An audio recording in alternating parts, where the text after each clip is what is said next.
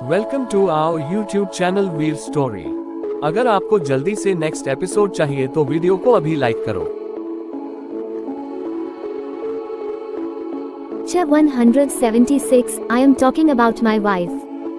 Sir, कल landlord case पर meeting है। सारे बोर्ड ऑफ डायरेक्टर्स भी मीटिंग में आने वाले हैं। क्या आप भी उसे मीटिंग में मौजूद रहेंगे?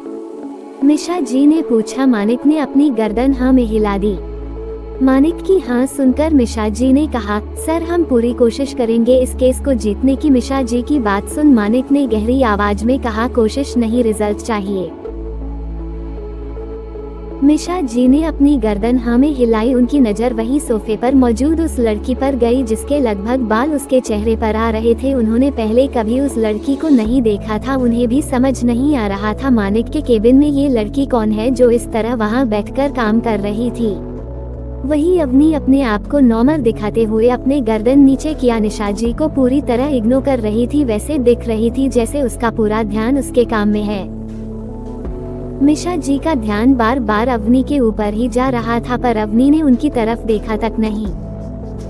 वो नहीं चाहती थी सबको मानिक और उसके रिश्ते के बारे में पता चले। वैसे भी वो यहाँ पर कुछ दिनों के लिए ही थी। मानिक से काम हो जाने के बाद निशा जी वहाँ से जाने कोई हुई कि तभी उनकी नजर अवनी पर पड़ी।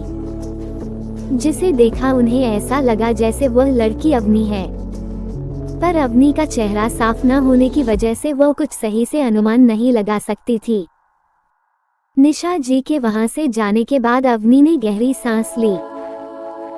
उसने लैपटॉप को अपनी गोद से उठा, सामने टेबल पर रख कहा, अभी निशा जी मुझे देख लेती तब भी कुछ नहीं होता।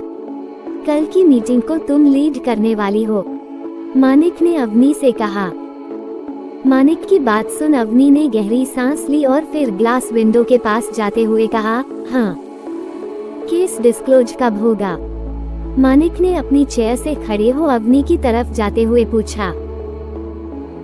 अवनी जो ग्लास विंडो से बाहर मौजूद बिल्डिंग को देख रही थी, उसने हैरानी में मानिक की तरफ देखकर कहा, आपको ऐसा क्यों लगता है पतिदेव जी की मैं जीत जाऊंगी? Because you are Avni ready, Manik ने कहा। मानिक की बात सुन अवनी उसकी आंखों में देखने लगी। उसे मानिक का उसे अवनी रेड्डी कहना बहुत पसंद आया। मानिक जैसे ही अवनी के करीब आने लगा, अवनी ने उसे खुद से थोड़ा दूर करते हुए कहा, मुझे केस स्टडी करना है। ये कहते हुए अवनी फिर से सोफे पर जाकर बैठ गई और लैपटॉप में केस को स्टडी करने लगी। वही मानिक अवनी को देखकर अपने बालों में हाथ फेरने लगा। उसे खुद समझ नहीं आ रहा था उसे हो क्या रहा है। नीति अपनी लाइफ नॉर्मली जयपुर में जीने लगी थी। उसने एक स्कूल भी ज्वाइन कर लिया था और वहाँ पर टीचर की जॉब करने लगी थी। सब कुछ था, पर फिर भी नीति खुश नहीं थी। नीति जल महल के ठीक सामने खड़ी थी और ढलते हुए सूरज को देख रही थी। प्यार तो हमेशा से ही अधूरा था, उसे पूरा करने का जुनून तो तेरा था।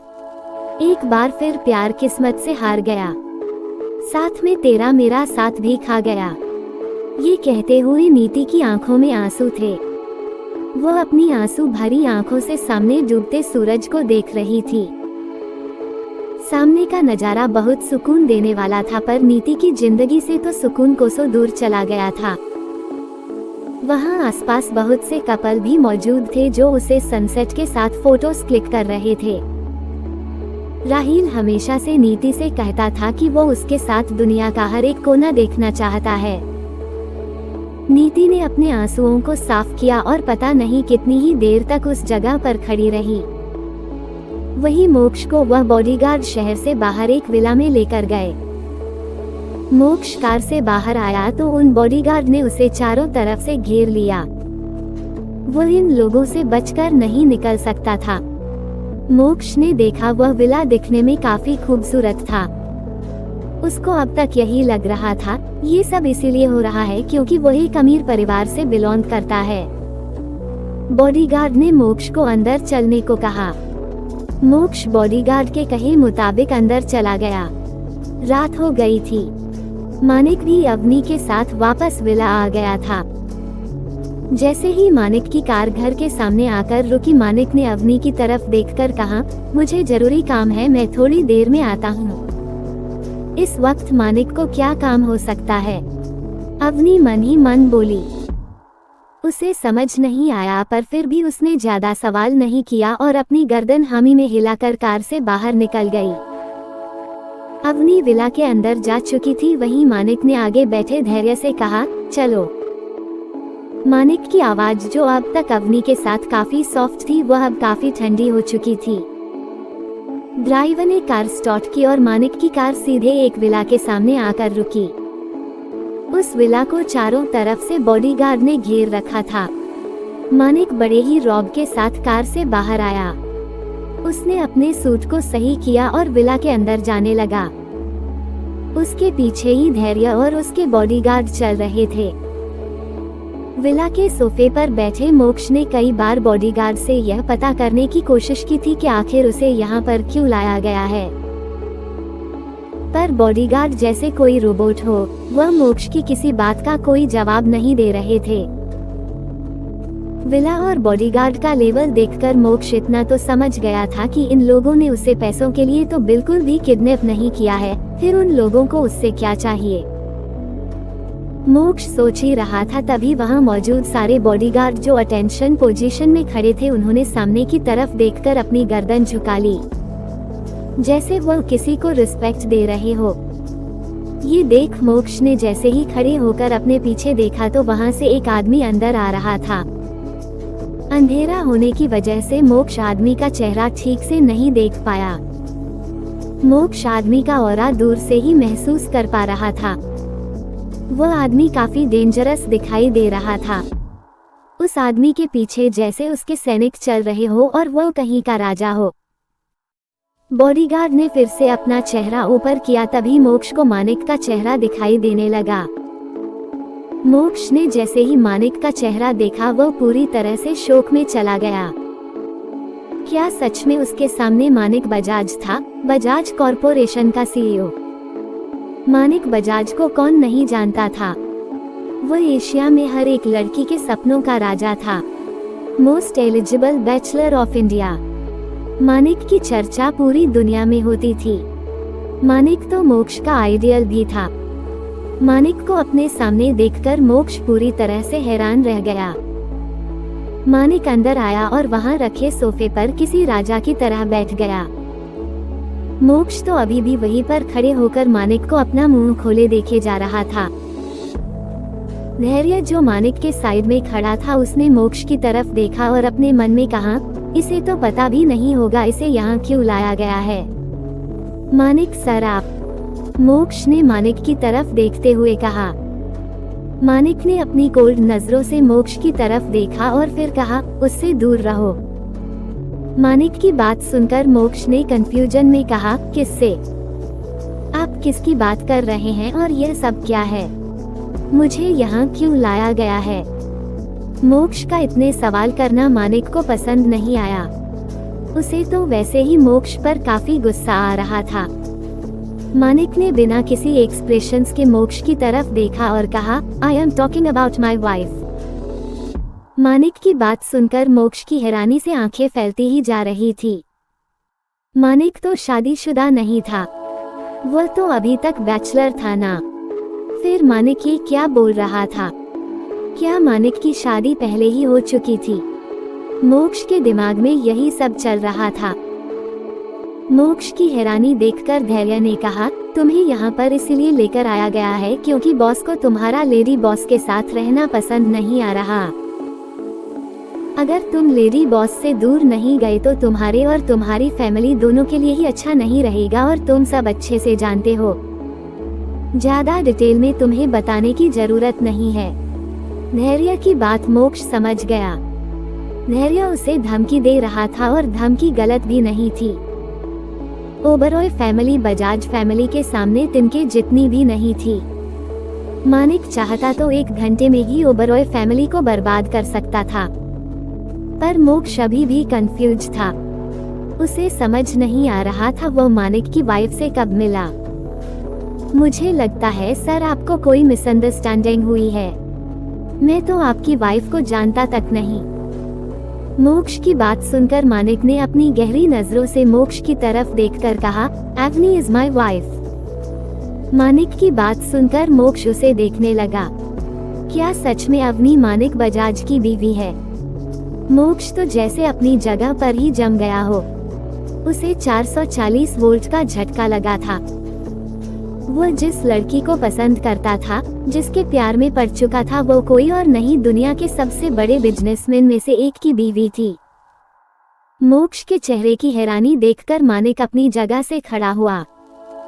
उसने अपने कदम मोक्ष की तरफ बढ़ाए।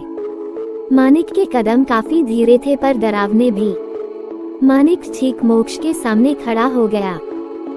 उसने मोक्ष की आंखों में देखते हुए कहा, अवनी का ख्याल तक तुम्हारे दिमाग में नहीं आना चाहिए।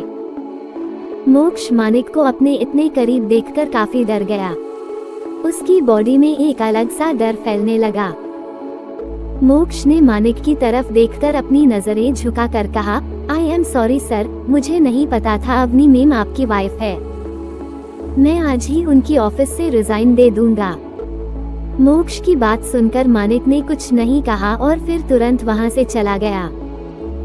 मानिक के शूज की आवाज उस पूरे हॉल में गूंज रही थी। मानिक को अपने इतने करीब देख उसे भी समझ आ गया कि सच में मानिक बजाज के सामने खड़े रहना कितना मुश्किल हो सकता है। मोक्ष यही सोच रहा था कि अवनी इतने बड़े आदमी की वाइफ होने के बाद भी कितनी डाउन टू अर्थ है।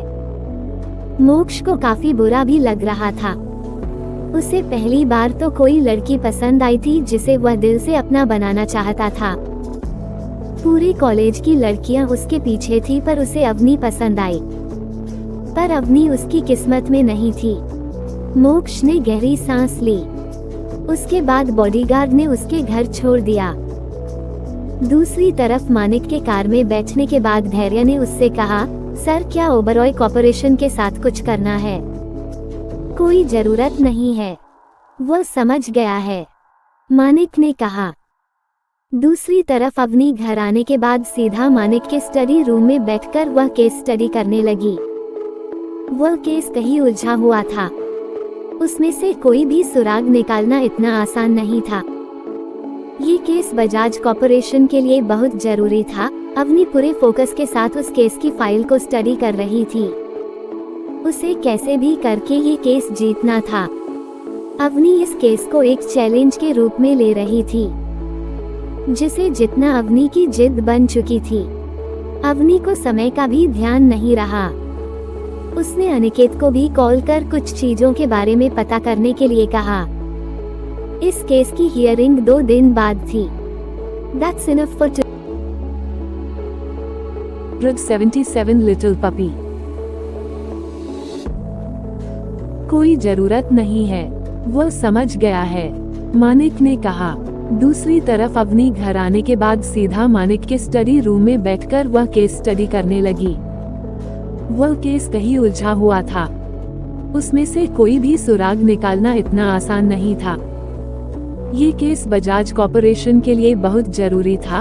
अवनी पूरे फोकस के साथ उस केस की फाइल को स्टडी कर रही थी। उसे कैसे भी करके ये केस जीतना था। अवनी इस केस को एक चैलेंज के रूप में ले रही थी, जिसे जितना अवनी की जिद बन चुकी थी। अवनी को समय का भी ध्यान नहीं रहा। उसने अनिकेत को भी कॉल कर कुछ चीजों के बारे में पता करने के लिए कहा। इस केस की हियरिंग 2 दिन बाद थी। अवनी की नजर घड़ी में जब पड़ी तब तक रात के 8 बजे बज गई थी। ये देख अवनी ने हैरान रह गई। इतना समय हो गया और पता ही नहीं चला अब तक मानिक भी आ गया होगा। अवनी ने खुद से ही कहा। अवनी फिर स्टडी रूम के बाहर आई, सीधे बेडरूम में गई। फिर उसने फ्रेश होकर कपड़े चेंज किए और आ गई। तभी घर का बटलर अवनी के पास आया और उसने अवनी की तरफ देखकर कहा, मैं डिनर रेडी है, क्या मैं आपको सर्व कर दूं? बटलर की बात सुनकर अवनी ने उससे पूछा, क्या मानसिक आ गया?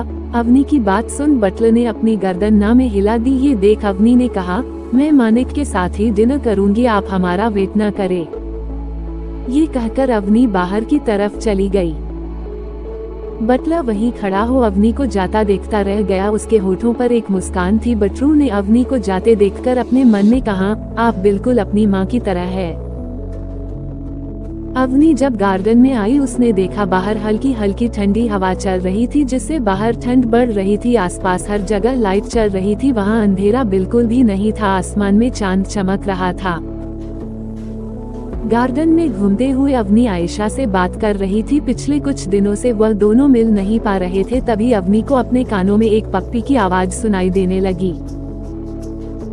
अवनी ने इधर उधर देखा पर वहां गार्डन में कोई भी पप्पी नहीं था। अवनी ने आवाज को इग्नोर किया और फिर से आयशा से बात करने लगी कि एक बार फिर उसे पप्पी की आवाज सुनाई थी, जिसे सुनकर अवनी ने आयशा का कॉल कट किया और सीधा विला से बाहर गई। अवनी को इस टाइम विला से बाहर जाता देखकर बॉडीगार्ड्स भी अवनी के पीछे ही जाने लगे।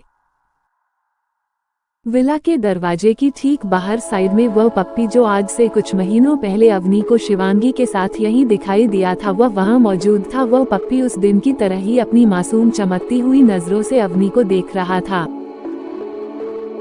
उस पप्पी को बहुत ठंड लग रही थी, इसलिए वह खुद में ही सिमटकर वहां खड़ा अवनी को देख रहा था। अवनी उस पप्पी के पास गई। उसने उस पप्पी के सिर पर हाथ फेरते हुए मुस्कुरा कर कहा, तुम वापस कैसे आए? तुम तो चले गए थे ना, क्या तुम ठीक हो? अवनी पप्पी से ऐसी बात कर रही थी जैसे वो उसकी बातों का जवाब दे रहा हो। वो पप्पी 1 महीने में थोड़ा बड़ा हो गया था। अवनी देख सकती थी वो काफी दुबला पतला था। शायद इसकी वजह ठीक से खाना नहीं मिलना था। अवनी पप्पी को अपनी गोद में उठा लेती है ताकि उसे ठंड ना लगे। अवनी की गोद में आते ही उसे पप्पू को गर्माहट महसूस होती है। वो तुरंत अवनी के गले लग जाता है। ये देखा अवनी हंसते हुए कहती है, अरे तुम्हें तो गले मिलना भी आता है, तुम तो बहुत समझदार हो। ये कहते हुए अवनी उसके सर को सहलाती है वो और फिर उसे अपने साथ विला के अंदर लेकर आने लगती है। वही सारे बॉडीगार्ड सबने को अपनी हैरानी भरी नजरों से देख रही थी। अवनी उनकी लेडी बॉस की, इसलिए किसी ने कुछ भी नहीं कहा। अवनी उस पप्पी को लेकर सीधी विला के अंदर चाहती है और हॉल में सोफे पर बैठ जाती है। वहाँ मौजूद सर्वेंट सब बटलर ने जब अवनी को पप्पी के साथ देखा तो वह लोग भी हैरान रह गए। अंदर आने के बाद पप्पी काफी बेहतर महसूस कर रहा था। अवनी ने बटलर की तरफ देखकर कहा, क्या आप इसके लिए खाना लेकर आ सकते हैं? अवनी की बात सुनकर बटलर ने कहा, मैम अभी घर पर डॉग फूड नहीं है। कोई बात नहीं, अभी के लिए आप इसके लिए सिर्फ रोटी लेकर आ जाए, बाकी सारा सामान आप कल सुबह मंगवा लीजिएगा। अवनी की बात सुन बटलर ने अपनी गर्दन हाँ में हिलाई। एक सर्वेंट अवनी के पास रोटियां लेकर आया। अवनी ने बड़े प्यार से उस पप्पी के सामने रोटियां रखी पर वो पप्पू अवनी के सामने बैठ अपनी पूंछ हिलता रहा। उसने खाने को छुआ तक नहीं। ये देख अवनी ने उसके सिर पर हाथ फेरते हुए कहा, अंडस को क्या हुआ? क्या तुम्हें यह नहीं खाना? अभी ले लिए तुम एडजस्ट कर लो, बाद में मैं तुम्हारे लिए अच्छा खाना मंगवा दूंगी। अवनी के बाद जैसे वह पप्पी समझ गया हूँ, उसने अपनी पूंछ हिलाने की रफ्तार तेज की और फिर वह रोटियां खाने लगा। ये देख अवनी के होठों पर बड़ी से मुस्कान आ गई। वो पप्पी बहुत ही धीरे धीरे हर एक रोटी को चबाकर खा रहा। ये देखकर अवनी ने हंसते हुए कहा, अंडस को तुम तो किसी छोटे प्रिंस की तरह खाना खा रही हो, तुम्हें ये सब सिखाई किसने? अवनी की बात का जवाब पप्पी भी बेचारा कैसे देता हो, तो अपना खाना खाने में बिजी था। खाना मिलने के बाद पप्पी काफी बेहतर महसूस कर रहा था, जैसे उसके अंदर जान आ गई हूँ। वह पूरे घर में इधर उधर अपनी पूंछ हिलाते हुए घूमने लगा। अवनी उसे देखकर हंस रही थी। सारे सर्वंट भी हॉल में खड़े यह नजारा अपने सामने देख रही थी कि वो पप्पी दरवाजे की तरफ जाने लगा और अंदर आ रही मानिक के पैरों के पास रुक गया। अपने अपना चेहरा ऊपर कर मानिक की तरफ अपनी टिमाटी हुई आंखों से देखा और उसकी आंखें जो अवनी को देखकर काफी प्यारी थी, वह मनी को देखकर गुस्से में हो गई। अपने घर में कुत्ते को देखकर मानिक के चेहरे के एक्सप्रेशंस खराब हो गई। उसने गुस्से में कहा, कौन लेकर आया है? सिया मन की बात सुनकर सभी सर्विस ने अपनी गर्दन झुका ली। उन्हें वैसा लग रहा मॉर्निंग बहुत गुस्सा करेगा, क्योंकि मनी को अपने घर में कोई भी जानवर पसंद नहीं था। माने कपड़े सारे जानवरों को उसके पसंद जो में ही रखा करता था। That's enough for today guys। परिक्रमा करते दिल। Readers for novel updates follow my WhatsApp channel Smile with a Halo, Smile with a Halo, Smile with a Halo। Follow the heart_beat Dil channel on WhatsApp https skeptical smiley face WhatsApp com channel 0029 WTNFA 6 by FTCM5 BD1L। अपने lovely comments करना ना भूले सब लोग। I am waiting for your comments. पीला दिल पीला दिल पीला दिल पीला दिल पीला दिल पीला दिल पीला दिल। क्या होने वाला है हमारी इस कहानी में आगे? क्या मोक्ष हो जाएगा अवनी से दूर? क्या अवनी जीत जाएगी ये केस? क्या होगा कल मीटिंग में? जानने के लिए कहानी को आगे पढ़ते रहिए। हर हर महादेव। 178 निक। सारे सर्वेंट्स भी हॉल में खड़े यह नजारा अपने सामने देख रहे थे। तभी वो पप्पी दरवाजे की तरफ जाने लगा और अंदर आ रहे मानिक के पैरों के पास रुक गया। उस पप्पी नु ने अपना चेहरा ऊपर कर मानिक की तरफ अपनी टिमाटी हुई आंखों से देखा और उसकी आंखें जो अवनी को देखकर काफी प्यारी थी वह मानिक को देखकर गुस्से में हो गई। अपने घर में कुत्ते को देखकर मानिक के चेहरे के एक्सप्रेशंस खराब हो गए। उसने गुस्से में कहा, कौन लेकर आया है इसे? मानिक की बात सुनकर सभी सर्वेंट्स ने अपनी गर्दन झुका ली। उन्हें ऐसा लग रहा मानिक अवनी पर बहुत गुस्सा करेगा क्योंकि मानिक को अपने घर में कोई भी जानवर पसंद नहीं था। मानिक ने कपड़े सारे जानवरों को उसके पर्सनल जू में ही रखा करता था। मैंने पूछा कौन लेकर आया इसे यहाँ? मानिक ने एक बार फिर कहा। मानिक का गुस्सा देखकर एक तरफ जहां हर कोई चुप था तभी सबके कानों में अवनी की आवाज सुनाई दी। अवनी मानिक बजाज। अवनी ने फुल एटीट्यूड के साथ मानिक के पास आते हुए कहा। अवनी की बात सुनकर मानिक ने उसकी तरफ देखा। मानिक की आंखों में इस वक्त नाराजगी साफ देखी जा सकती थी, पर अवनी को मानो इससे कोई फर्क ही ना पड़ता हो। वह आई और उसने उस पप्पी को अपनी गोद में उठाते हुए कहा, क्या हुआ निक? क्या तुम डर गए? डरो मत, तुम्हारी मॉम यहाँ पर है ना, वो तुम्हें कुछ नहीं होने देगी, चाहे सामने कितना ही बड़ा दानव क्यों ना खड़ा हो। अवनी की बात सुनकर वहाँ मौजूद सारे सर्वेंट को हंसी आने लगी। वो लोग अपनी हंसी दबाए वहाँ पर खड़े थे। अगर उनमें से किसी एक ने भी हंसने की जुर्रत की तो मानिक उसका सर धड़ से अलग कर देने वाला था। मुझे नहीं पसंद मेरे घर में कोई एनिमल आए, मानिक ने उस पप्पी को देखते हुए कहा जो इस वक्त अवनी के गोद में था। मानिक की बात सुनकर अवनी ने अपनी आंखें छोटी कर कहा, फिर आप इस घर में क्या कर रहे हैं? अवनी ने बड़ी बड़ी आंखें टिमटिमा कर कहा। उसकी बात सुनकर मानिक की आंखें सख्त हो गई। क्या वह उसे एनिमल बोल रही थी? इसे अभी यहाँ से बाहर फेंक रहा हूँ, मानिक ने कहा। उसकी आवाज काफी ठंड थी, जिसे देखकर सर्वेंट और बटलर को भी डर लग रहा था, कहीं मानिक अवनी को कुछ कह ना दे। मानो उनके मन की बात सुनकर अवनी ने भी उतनी ही ठंडी और एरोगेंट वॉइस में कहा, बिल्कुल भी नहीं, ये यही रहेगा मेरे साथ, है ना निक?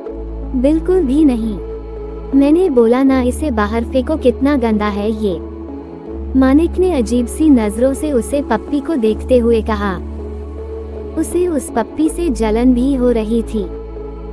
उससे अवनी इस पप्पी के लिए लड़ाई भी कर रही थी और वो पप्पी कितनी आराम से अवनी के गोद में था। अवनी ने कुछ पल की खामोशी के बाद खुद को शांत करके मानिक की तरफ देखा और फिर कहा, आप इसे यहाँ नहीं रहने देंगे? मानिक ने कुछ नहीं कहा। मानिक का जवाब उसके चेहरे के एक्सप्रेशन से ही पता लग रहा था। ये देख अवनी ने कहा, ठीक है निक यहाँ नहीं रहेगा। अवनी के कहते ही मानिक ने सर्वेंट की तरफ देखकर कहा, इसे अभी के अभी यहाँ से लेकर जाओ।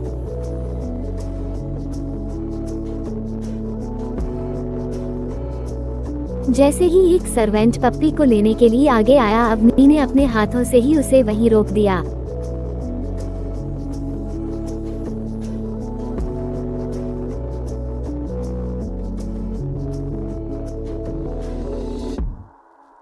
फिर अपनी पॉकेट से फोन निकाल किसी को कॉल करने लगी।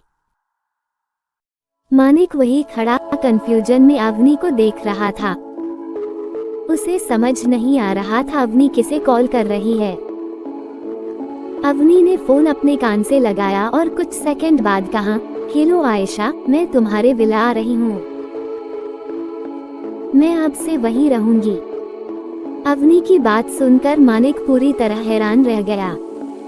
क्या ये लड़की उसे घर छोड़ने की धमकी दे रही थी? आयशा से बात करने के बाद अवनी ने कॉल कट किया और फिर उस पप्पी के साथ बाहर की तरफ जाने लगी। अवनी को जाता देखकर मानिक ने उसे रोकते हुए कहा, मैंने तुम्हें कहीं जाने को नहीं कहा। जैसे आपको निक के साथ नहीं रहना, वैसे मुझे भी आपके साथ नहीं रहना। रहिए अपने इस विला में अब बिना किसी एनिमल के, अवनी ने कहा और फिर जाने लगी। उसकी जिद देखकर मानिक ने गहरी सांस ली और अपने गुस्से को काबू कर उस पप्पी की तरह देखा और कहा, ठीक है, ये यहाँ रह सकता है। मानिक की बात सुनकर अवनी ने मुंह बनाते हुए कहा, आप ये सब गुस्से में कह रहे हैं? क्या पता आप उसे रात को बाहर फेंक दो जब मैं सोती रहूं, या आप इसके खिलाफ प्लानिंग करो। क्या हो अगर आप इसे जहर दे दो? नहीं, मैं इतना बड़ा रिस्क नहीं ले सकती मेरे निक के लिए। अवनी की बात सुनकर मानिक ने गुस्से में उसकी तरफ देखा और अपनी आंखें छोटी कर कहा, क्या मैं तुम्हें एक मर्द दिखाई देता हूँ और इतना बड़ा सीईओ इस छोटे से कुत्ते को मारने की प्लानिंग करेगा? मैं इतना फ्री भी नहीं हूँ। मानिक के बात सुनकर अवनी ने प्यार से निक के बालों में हाथ फेरते हुए कहा, देखा निक, अब तुम्हें डरने की कोई जरूरत नहीं है। मेरे रहते तुम्हें कोई कुछ नहीं कर सकता। ये कहते हुए अवनी ने एक नजर मानिक पर डाली और फिर निक को लेकर वापस हॉल में सोफे पर जाकर बैठ गई।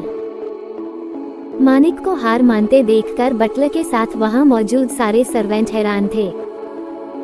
आज पहली बार था जब मानिक बजाज किसी के सामने ऐसे हार मान रहा था। उन्हें तो लगा था मानिक किसी भी कीमत पर इस डॉग को घर से बाहर निकाल कर ही रहेगा, पर यहाँ तो मानिक ने अवनी के सामने घुटने टेक दिए थे। सच ही कहा है किसी ने, आदमी चाहे कितना ही अमीर या ताकतवर क्यों ना हो, लेकिन अपनी पत्नी के सामने किसी की नहीं चलती। मानिक को उस डॉग पर बहुत गुस्सा आ रहा था। इस सड़क छाप कुत्ते ने उसकी पत्नी को जैसे अपने काबू में कर लिया हो।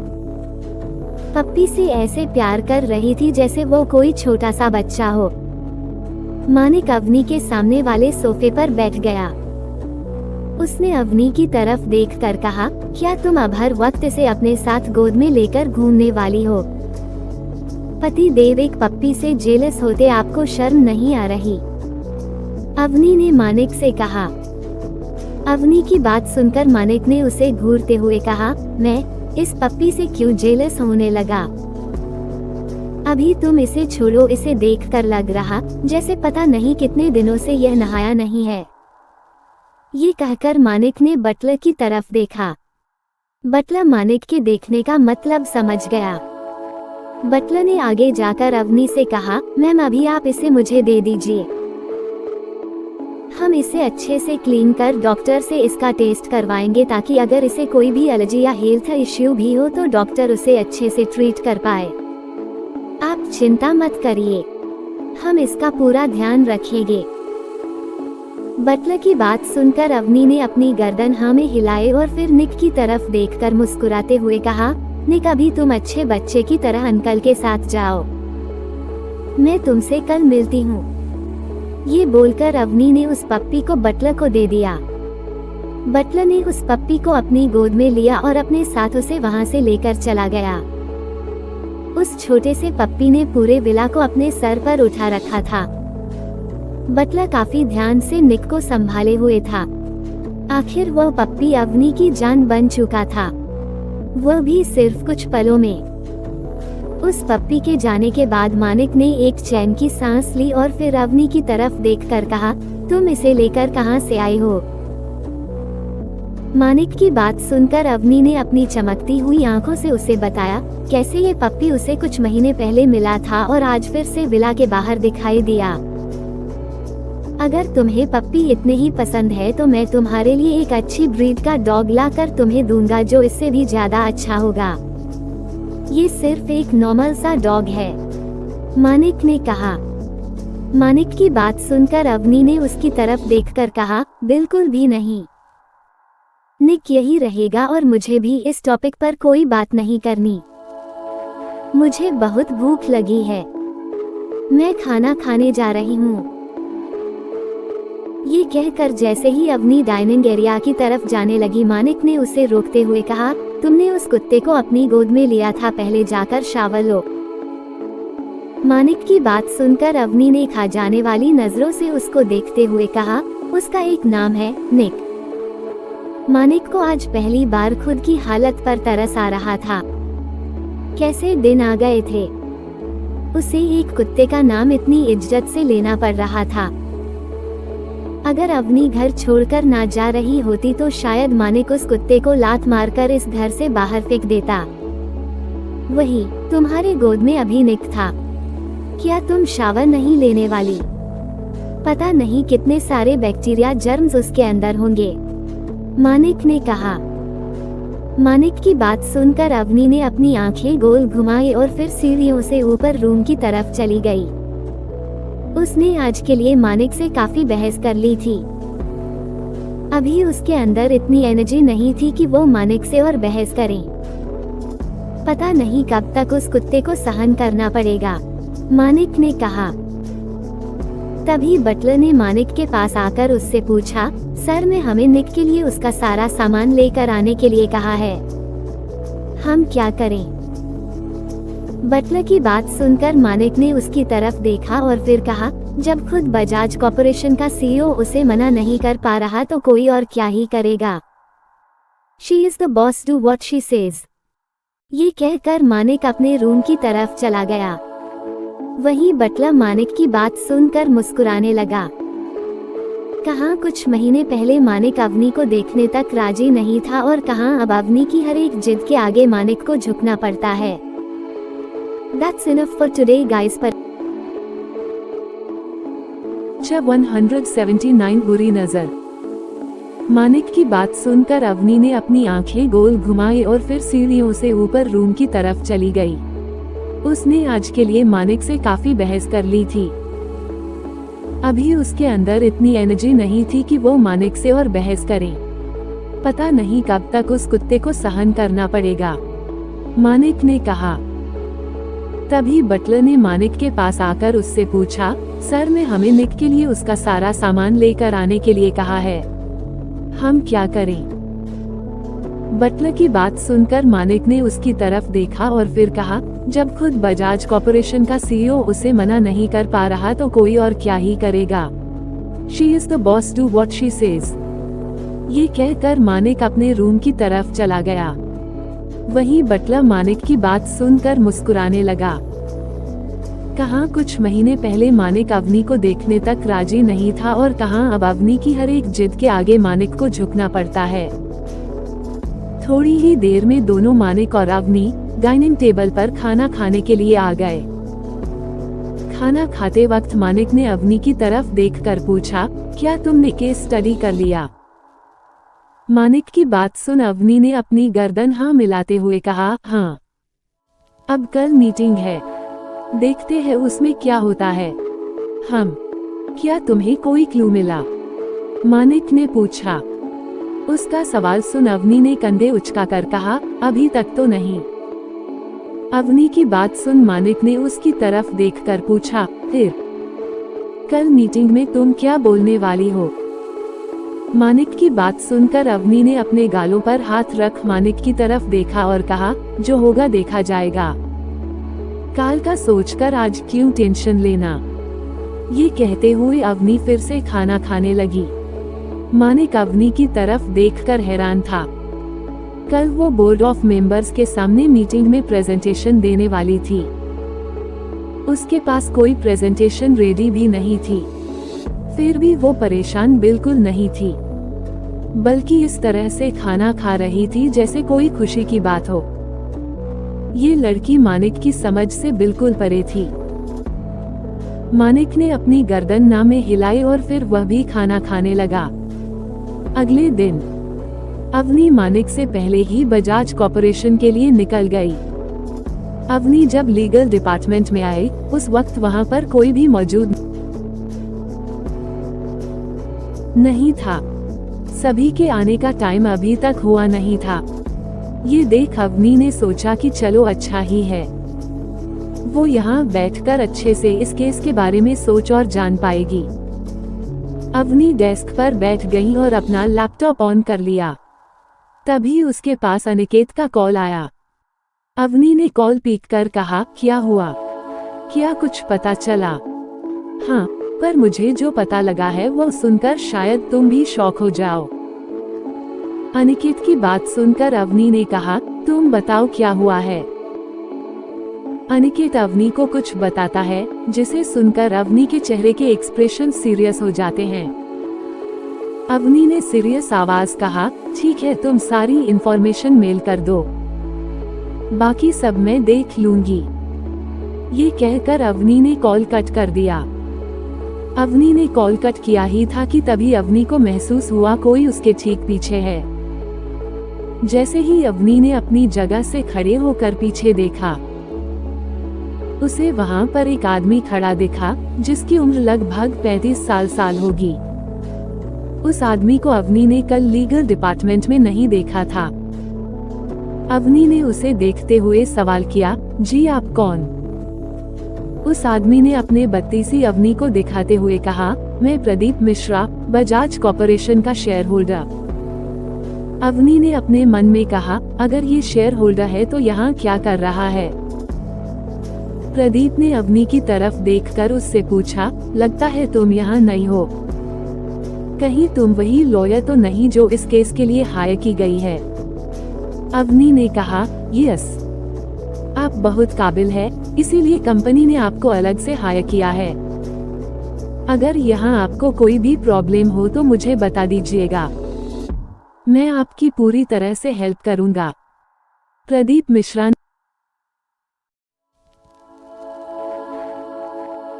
ने अवनी को ऊपर से नीचे तक देखते हुए कहा। वो अपनी आंखों से अवनी को ऊपर से नीचे पूरी तरह स्कैन कर रहा था।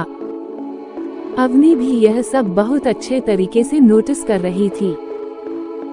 अवनी ने प्रदीप को घूरते हुए कहा, काबिलियत रखती हूँ इसीलिए यहाँ पर हूँ, एंड थैंक्स, पर मुझे आपकी कोई हेल्प नहीं चाहिए। आपकी एज बहुत कम है, आप काफी यंग हैं, मानना पड़ेगा बहुत खूबसूरत है आप, और हॉट भी। ये कहते हुए प्रदीप ने अपना हाथ अवनी के कंधे पर रखा। उसी वक्त मीशा जी ने लीगल डिपार्टमेंट का दरवाजा खोला। अवनी ने तुरंत प्रदीप के हाथ को अपने कंधे से हटाते हुए कहा, अपनी हेल्प अपने पास रखो and stay away from me. ये कहकर अवनी वहां से चली गई। मीशा जी हैरानी से प्रदीप और अवनी को देख रही थी। उन्हें समझ नहीं आया कि अवनी और प्रदीप इस वक्त यहाँ क्या कर रहे थे। मीशा जी प्रदीप को काफी अच्छे से जानती थी। वो शेयर होल्डर था और अक्सर कंपनी में आया करता था। अवनी को बहुत गुस्सा आ रहा था। वो अपने गुस्से को कंट्रोल करते हुए लीगल डिपार्टमेंट से बाहर आई और लिफ्ट में आते ही अवनी ने एक जोरदार किक लिफ्ट के दरवाजे पर दे मारी। वो गुस्से में ज्वालामुखी बने घूम रही थी। अवनी ने खुद से ही कहा, आज इसे तो मैं अपने तरीके से सबक सिखाऊंगी, पर अगर उस कुत्ते ने फिर से ऐसी हरकत की तो मुझसे कंट्रोल नहीं होगा। अवनी का बहुत कम गुस्सा आउट ऑफ कंट्रोल जाता था। आज उसने प्रदीप को छोड़ा ताकि कोई और परेशानी ना खड़ी हो।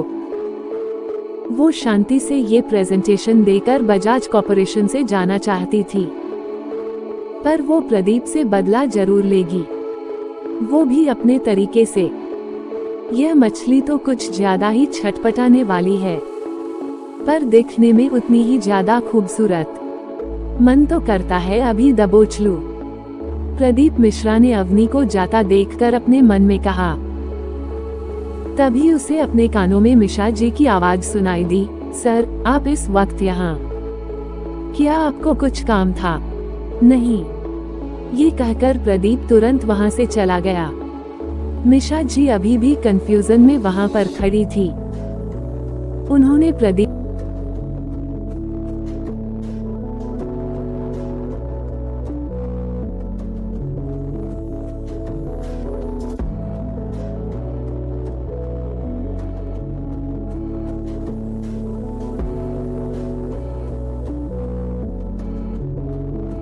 उन्होंने प्रदीप को अवनी के कंधों पर हाथ रखते देखा था, पर उसे अवनी और प्रदीप की बातें सुनाई नहीं दी थी। प्रदीप के बारे में पहले भी उन्होंने बहुत सी अफवाहें सुनी थी। प्रदीप लड़कियों पर बुरी नजर डालता है। कहीं प्रदीप की नजर इस बार अवनी पर तो नहीं। मानिक जब जिम से वापस आया तब उसे पूरा रूम खाली मिला।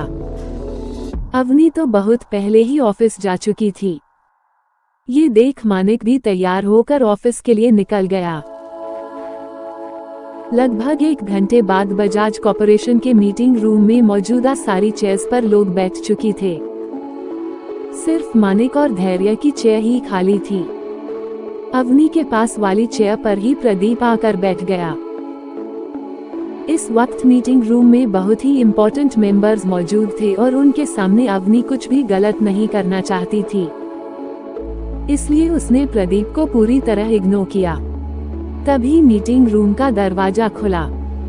मानिक के साथ धैर्य रूम के अंदर आया। मानिक को देखकर सभी लोग खड़े हो गए। मानिक बड़े ही एटीट्यूड के साथ सीईओ के चेयर पर बैठा और उसकी साइड वाली चेयर पर धैर्य। उसके बाद मानिक ने सभी को बैठने का इशारा किया। मानिक ने एक नजर अवनी की तरफ देखा और फिर सबसे कहा, स्टार्ट द मीटिंग। मानिक की बात सुनकर मिश्रा जी ने अपनी गर्दन हमें हिलाई और फिर अपनी चेयर से खड़े होकर कहा, सर, इस मीटिंग को आज मिस अवनी रेड्डी लीड करने वाली है। जैसा कि हम सब जानते हैं, अवनी रेड्डी को कंपनी ने हायर किया है इस केस को सॉल्व करने के लिए, तो वही हमें इस केस की सारी डिटेल्स और सॉल्यूशंस भी बताएंगी। ये कहकर मिश्रा जी वापस अपने चेयर पर बैठ गई। लीगल डिपार्टमेंट से इस मीटिंग में सिर्फ मीशा और अवनी ही थी। बाकी सारे बोर्ड ऑफ डायरेक्टर्स मौजूद थे क्योंकि यह केस बहुत ज्यादा इम्पोर्टेंट था। इस पर कंपनी की बहुत सारी इन्वेस्टमेंट लगी हुई थी, इसीलिए बोर्ड ऑफ डायरेक्टर्स इस मीटिंग में आए थे। मिश्रा जी की बात सुनकर अवनी तुरंत अपनी चेयर से खड़ी हुई। उसने मीटिंग में मौजूद सभी की तरफ देखकर कहा, गुड मॉर्निंग एवरीवन।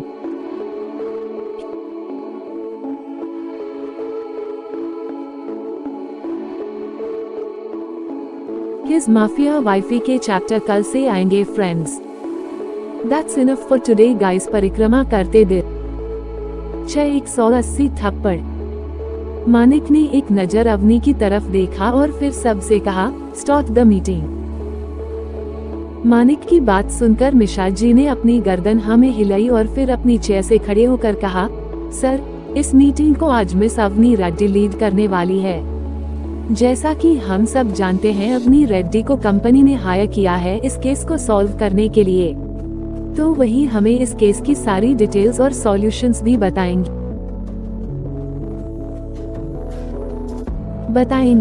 ये कहकर मिश्रा जी वापस अपने चेयर पर बैठ गई। लीगल डिपार्टमेंट से इस मीटिंग में सिर्फ मीशा और अवनी ही थी। बाकी सारे बोर्ड ऑफ डायरेक्टर्स मौजूद थे क्योंकि यह केस बहुत ज्यादा इम्पोर्टेंट था। इस पर कंपनी की बहुत सारी इन्वेस्टमेंट लगी हुई थी, इसीलिए बोर्ड ऑफ डायरेक्टर्स इस मीटिंग में आए थे। मिश्रा जी की बात सुनकर अवनी तुरंत अपनी चेयर से खड़ी हुई।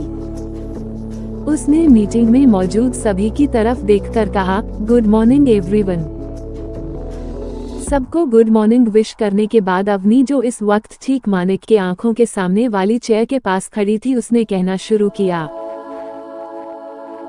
मैंने कल इस पूरे केस को अच्छे से स्टडी किया। मुझे नहीं लगता हमें इस केस को नहीं लड़ना चाहिए, हमें कैसे से पीछे हट जाना चाहिए। अवनी की बात सुनकर उस मीटिंग हॉल में मौजूद हर कोई हैरानी भरी नजरों से अवनी को देखने लगा। क्या ये लड़की पागल हो गई थी जो उन्हें पीछे हटने के लिए कह रही थी? यह कितना बड़ा प्रोजेक्ट था, करोड़ों के रुपए इसमें इन्वेस्ट होने वाले थे और ये लड़की चाहती है कि हम सब पीछे हो जाए।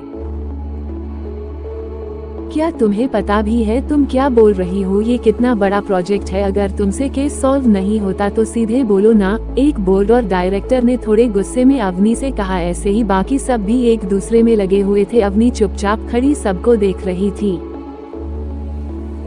मिशा जी भी अवनी की बात सुनकर हैरान थी। धैर्य भी अवनी की बात सुनकर कुछ पल के लिए हैरान रह गया। सिर्फ एक मानिक था जो बिना किसी एक्सप्रेशंस के सिर्फ अवनी की बात सुन रहा था। मीटिंग रूम में हो रहे शोर को देखकर मानिक ने अपने सामने पड़े पानी के गिलास को उठाकर नीचे फेंक दिया। ये देख सबका ध्यान मानिक की तरफ गया, जिसका ओरा इस वक्त काफी डार्क था। अचानक से वहाँ सब चुप हो गए। सब अच्छे से जानते थे मानिक को इनडिसिप्लिन बिल्कुल भी पसंद नहीं है। मानिक की इस तरह सबको चुप कराने पर अवनी के होठों पर बड़ी सी मुस्कान आ गई। सभी लोग एक बार फिर बिल्कुल चुप होकर अवनी की तरफ देखने लगे। मानिक ने कहा, कंटिन्यू।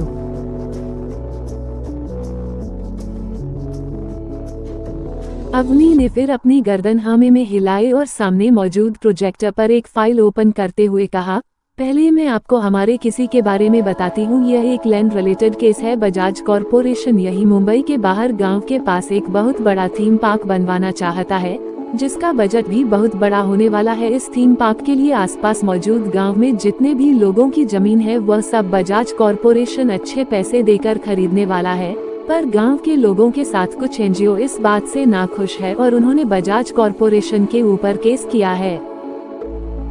पर इन सब का केस से क्या लेना देना है?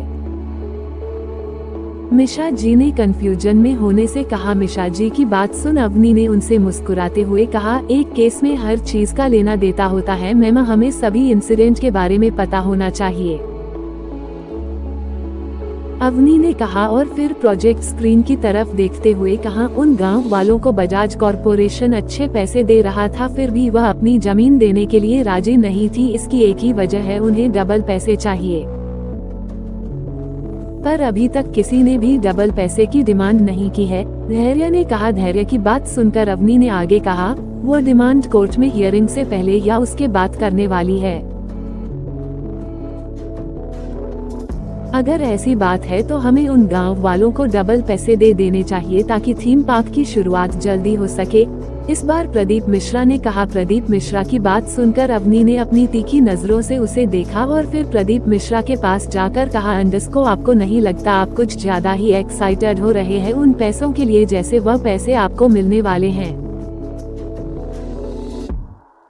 अवनी के किस तरह बोलने से प्रदीप मिश्रा हड़बड़ा गए। अवनी ने प्रदीप मिश्रा को इग्नोर किया और मानिक की तरफ देखते हुए कहा, बजाज कॉरपोरेशन को वह थीम पार्क नहीं बनना चाहिए। अगर बजाज कॉरपोरेशन ऐसा किया तो कुछ ही वक्त में वह एक बहुत बड़ी प्रॉब्लम में फंस जाएगा।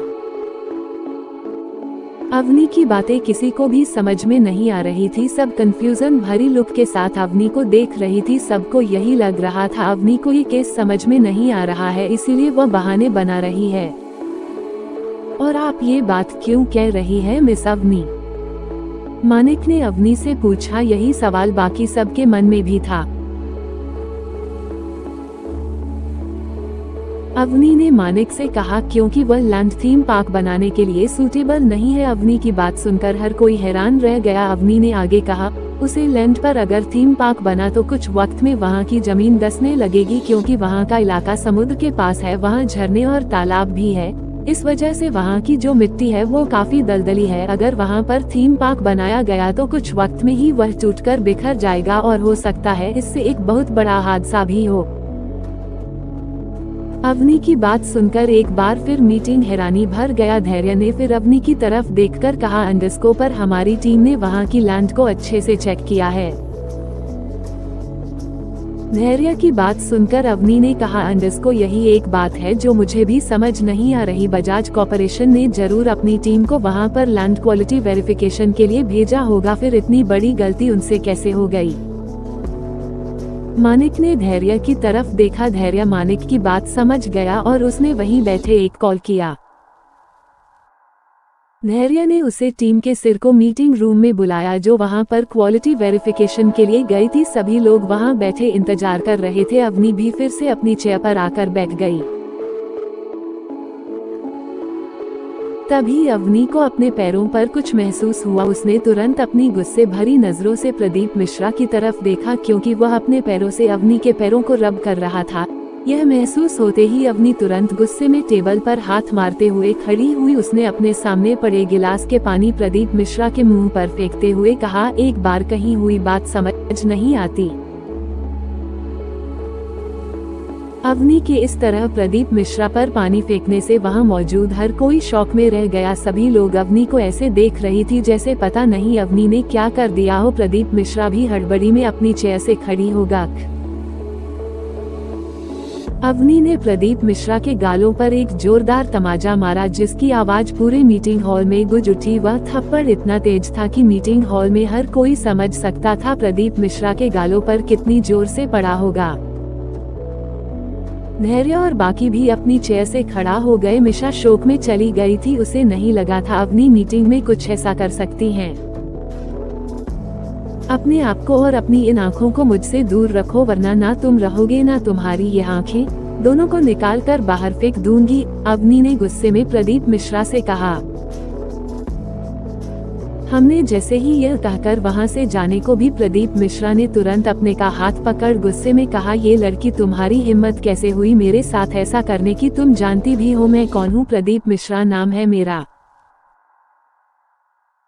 बस उसके इतने कहने की देर थी कि अवनी के गुस्से ने एक बार फिर जवाब दे दिया। अवनी ने पलटकर प्रदीप मिश्रा के गालों पर फिर से थप्पड़ मारते हुए कहा, अंडस्को तुम जानते हो मैं कौन हूँ? अवनी रेड्डी नाम है मेरा, एक बार मेरी हिस्ट्री जरूर पता कर लेना।